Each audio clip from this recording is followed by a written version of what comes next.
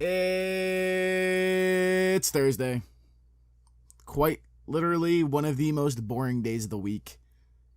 I have $29 in my bank account. I get paid tomorrow. I also don't get paid nearly enough. So I'm wasting my morning recording a podcast that probably like 10 people will listen to. I have it so figured out. Life is so figured out for me. But you know what? Despite all this tragedy, despite all this complication, I'm chilling. I'm having a day. I'm doing all right. I'm doing fine. And you know why that matters? Because I feel that way. You might feel different. My parents might feel different. People who know me on a day-to-day basis, they might feel different. They might be like, yo, I hope one day this dude snaps into it. I hope one day this dude realizes that you should just get a job.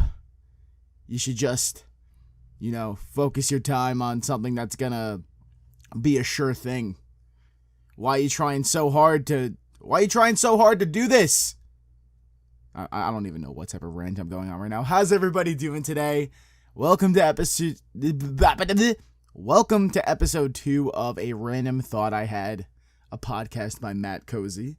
We made it. We literally doubled the amount of episodes that we've made so far. I am so proud of me. I'm not proud of really anybody else. Nobody else really put any effort into this, but I am proud of you, the listener, if you're watching this, because today's also the first sponsored episode. Sponsored by Anchor, of course. I'm not going to talk much more about that, but I will say, if you want to start a podcast, it really is an awesome way to do that. But today I was just thinking about maybe I have an ego complex kind of going on. I don't really know, but I just feel like people live their lives in such confusing ways, and ever since I was a kid, I've always wondered, I've always felt kind of not like a super outcast. I don't really feel negatively about it, but I've always looked at people and I'm like, why are you not prioritizing your happiness? Why do people not look down the road when they make decisions? Why do people not understand that if you're going over this speed bump now, that it doesn't matter, because if 10 steps down the line you hate your life, or 20 steps down the line something incredibly bad happens because of it, it's a net negative. I feel like people lack the ability to hash out their lives and look at the net. And that might make no sense to you. And that totally makes sense to me, just because I feel like people make such short-term decisions, and people just get a lot of tunnel vision. And it's not that I'm immune to that. I'm just saying that I feel like so many people live their lives based on this orchestrated way that people have been living it for forever. And just because the pressure of their parents, or just because of the pressure of their friends, or just because of the pressure of people who hate their lives, they choose to lead their lives based on this. So an example would be, I'm going to try not to bring any real life examples, but imagine you have somebody who is deciding hey, I don't know if I should just take the safe route and get a job in, I don't know, accounting or something like that. Or I kind of like photography, and I took photography classes back in high school, and I took them in college, and I don't know if I should major in accounting, or if I should major in graphic design or something related to photography, or I don't know if I should buy this camera for photography, or if I should buy my accounting textbooks. And I don't know, for me, I just always jump at what's going to be a net positive down the line. Would you rather make $30K a year or $40K a year and be happy and wake up every morning God damn, I'm going to go take a picture of that bird? Or would you rather make 120 and you hate your life and you go to work for 12 hours a day, your kids barely know your name, your wife hates you and it will eventually cheat on you because you have no time for her, But hey, you make $120 a year. That's pretty cool. I don't know. This is the random thought I had. It's kind of depressing today, but I'm just thinking, I'm like, people lack the ability to look down the line. I tell people this all the time. If I'm not happy with my life, I don't care. I don't care. If I'm not happy, literally, if I got a job to make $200,000 a year, but I will be miserable for the rest of my life doing that job, I'm not going to take it. I'm not going to take it. Because I won't be happy. Do you feel like you have multiple shots at this life? Because you only have one. As far as we know. You only have one shot. I'm not knocking reincarnation. But as far as science is concerned, you have one try. Again, reincarnation could be true. Not trying to downplay any religions. I'm just saying.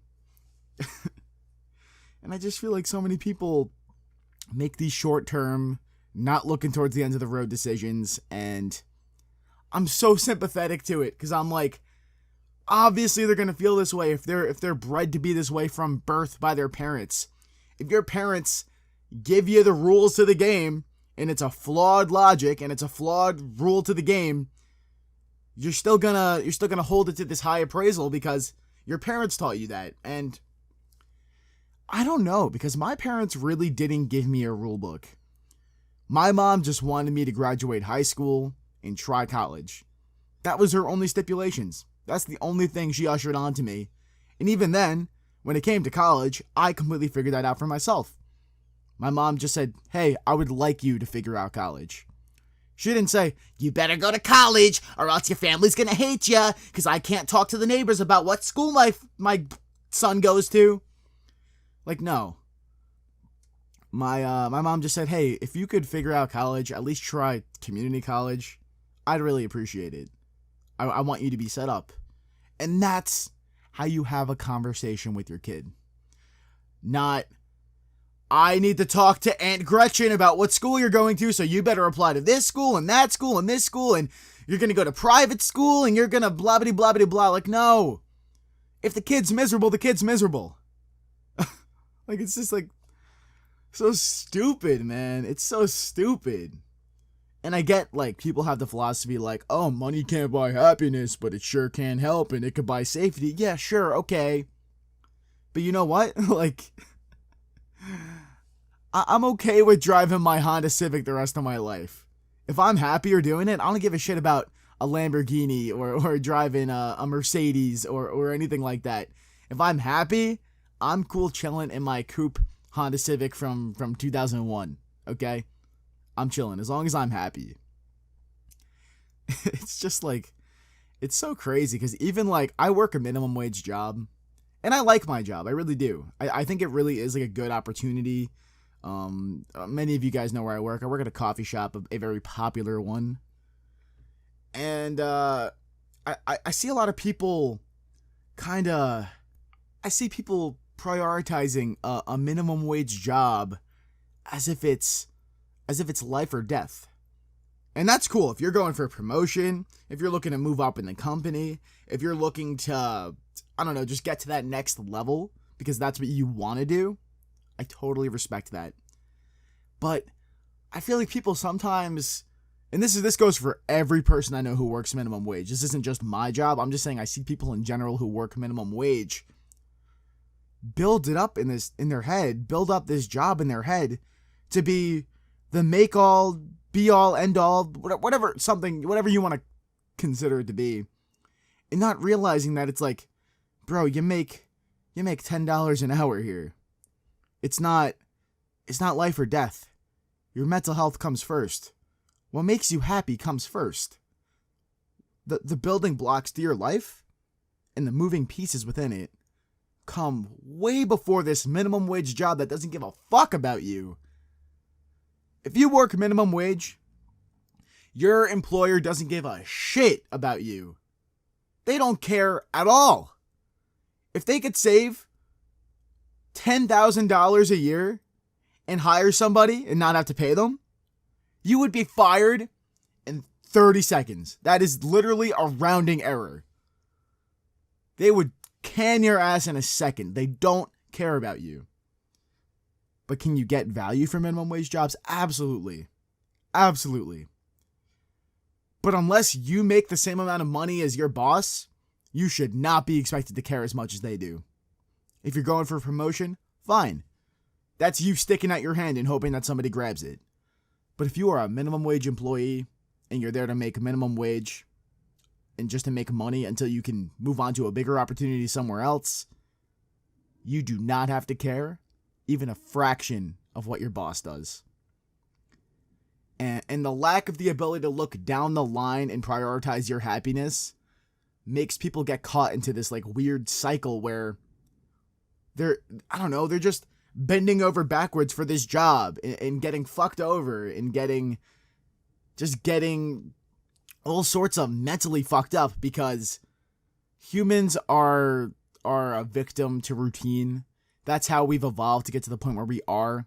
Without a routine, there isn't order, and without order, there's chaos, and without some sort of order in the world, things just burn down. So obviously humans are very in tune with getting into a routine. But some things aren't routine. Some things should not be in your routine. You shouldn't just expect to go to your job and be miserable all day because, oh, well, that's the routine. Fuck that. Fuck that. If you are struggling mentally, and if your job is stressing you out beyond the time that you're there, guess what? You have to offload some of that pressure from yourself. And that's not what your employer wants. Your employer wants you thinking about the job 24/7 so that you could be the best employee that you can be. But man, if you're not happy because of your job, you need to change that. Nobody else but you can change that. Minimum wage jobs are minimum effort jobs and minimum time jobs, okay? I love my job, but I'm telling you, when I look down the line, it's not something it's not a factor in my head to my future. It's just how I make money now. It's a backup plan if I really need some opportunity. It's where I go to see some of my best friends. But at the end of the day, it's not a factor, it's not a priority, and it's not important to me.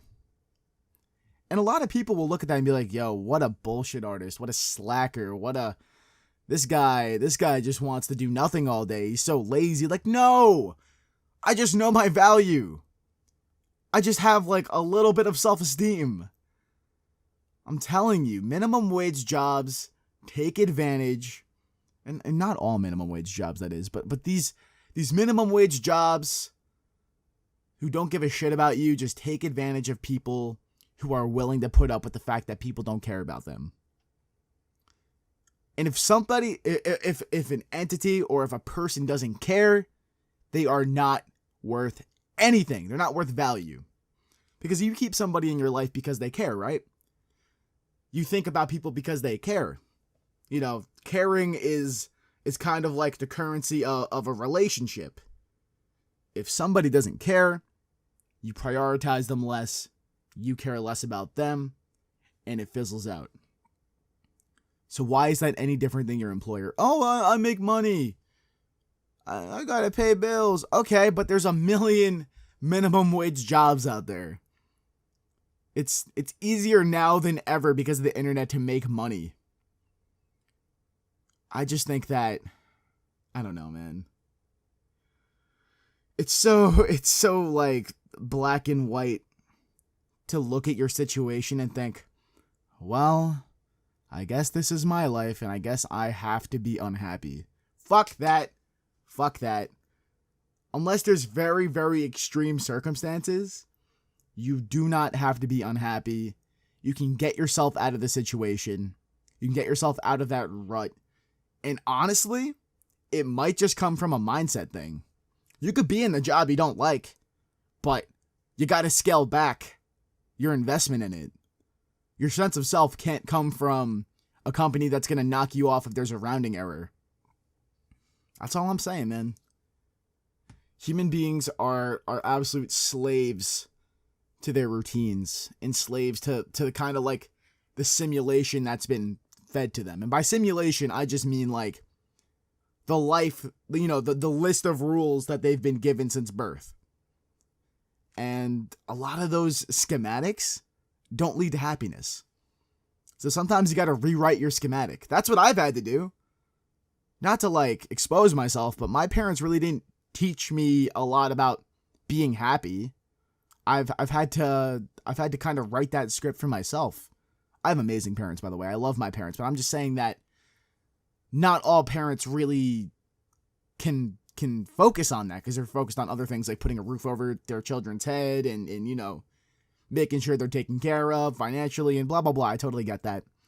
So I've had to kind of figure it out for myself and philosophically figure out which direction my compass goes to. So, but it really does take a lot of effort and a lot of mental effort and a lot of thinking and a lot of going on the internet and reading stories and watching documentaries and just consuming, I don't want to say entertainment, but just consuming information and doing a lot of listening, I will say. Listening to other people, looking at what people who are in retirement homes say.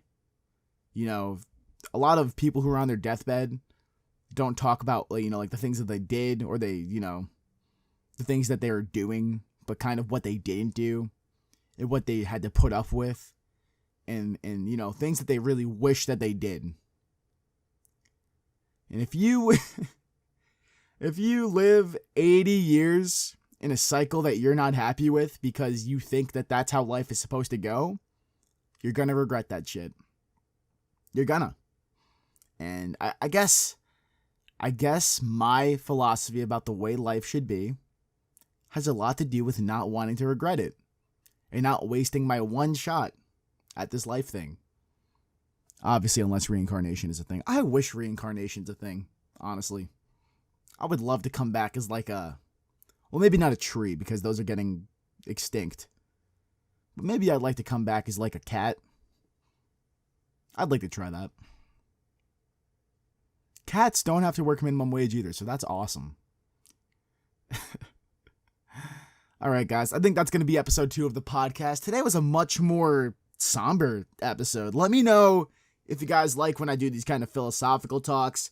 If you'd rather me just goof around and talk about a life story. Let me know the content that you guys want to see. What version of Cozy do you guys want to see for the podcast? So that was a random thought I had, episode number 2. Use Anchor Podcast if you guys want to start your own podcast. And if you do start one, please send it to me. Tweet it at me. Make it known that you guys started your podcast because I'm genuinely interested. All right. See you guys next time.